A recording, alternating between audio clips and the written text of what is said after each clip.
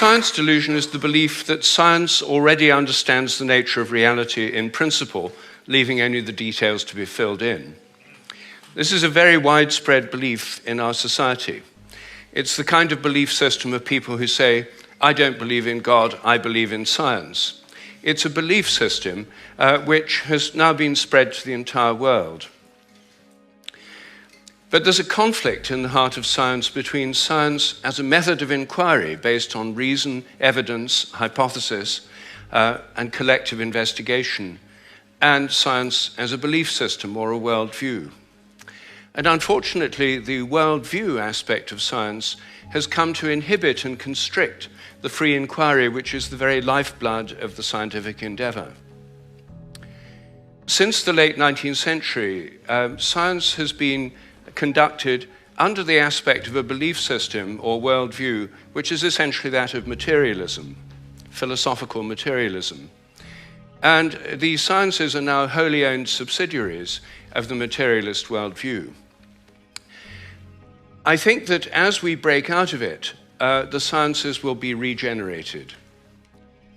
What I do in my book, The Science Delusion, which is called Science Set Free in the United States, is take the 10 dogmas or assumptions of science and turn them into questions, seeing how well they stand up if you look at them scientifically.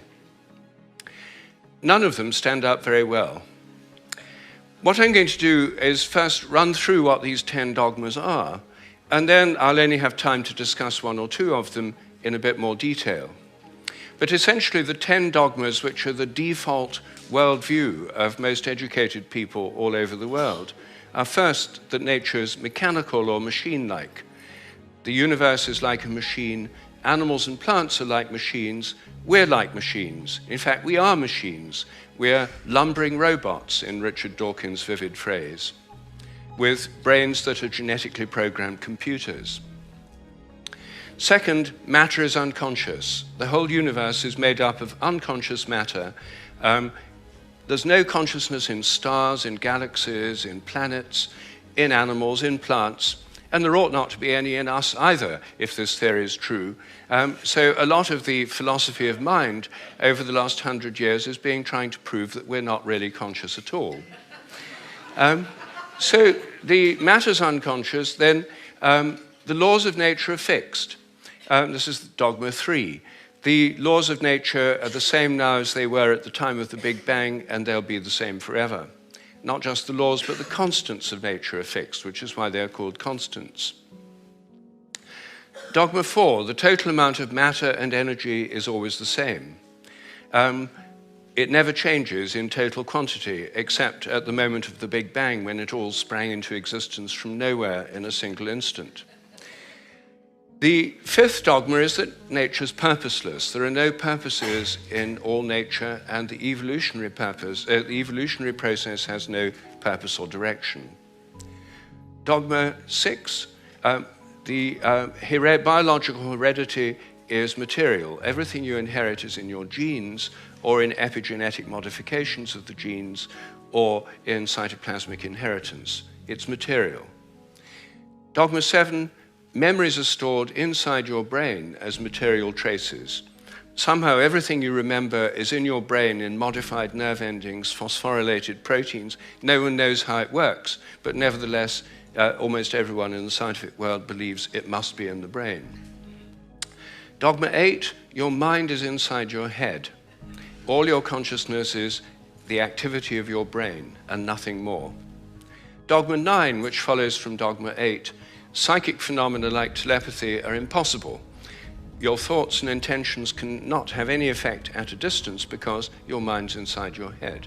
Therefore, all the apparent evidence for telepathy and other psychic phenomena is illusory. People believe these things happen, but it's just because they don't know enough about statistics, or they're deceived by coincidences, or it's wishful thinking. And dogma 10, mechanistic medicine is the only kind that really works. That's why governments only fund research into mechanistic medicine and ignore complementary and alternative therapies. those can't possibly really work because they're not mechanistic. They may appear to work because people would have got better anyway, or because of the placebo effect. But the only kind that really works is mechanistic medicine. Well, this is the default worldview, which is held by almost all educated people all over the world. It's the basis of the educational system, the National Health Service, the Medical Research Council, governments, and it's just the default worldview of educated people. But I think every one of these dogmas is very, very questionable, and when you look at it, they fall apart. I'm going to take first the idea that the laws of nature are fixed. This is a hangover from an older worldview before the 1960s, when the Big Bang theory came in. People thought that the whole universe was eternal, governed by eternal mathematical laws. When the Big Bang came in, then that assumption continued, even though the Big Bang revealed a universe that's radically evolutionary, about 14 billion years old, growing and developing and evolving for 14 billion years, growing and cooling, and more structures and patterns appear within it. But the idea is all the laws of nature were completely fixed at the moment of the Big Bang, like a cosmic Napoleonic code. As my friend Terence McKenna used to say, modern science is based on the principle, give us one free miracle and we'll explain the rest. And the one free miracle is the appearance of all the matter and energy in the universe and all the laws that govern it from nothing in a single instant.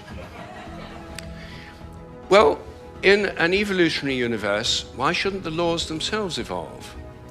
After all, human laws do, and the idea of laws of nature is based on a metaphor with human laws. It's a very anthropocentric metaphor. Only humans have laws. In fact, only civilized societies have laws.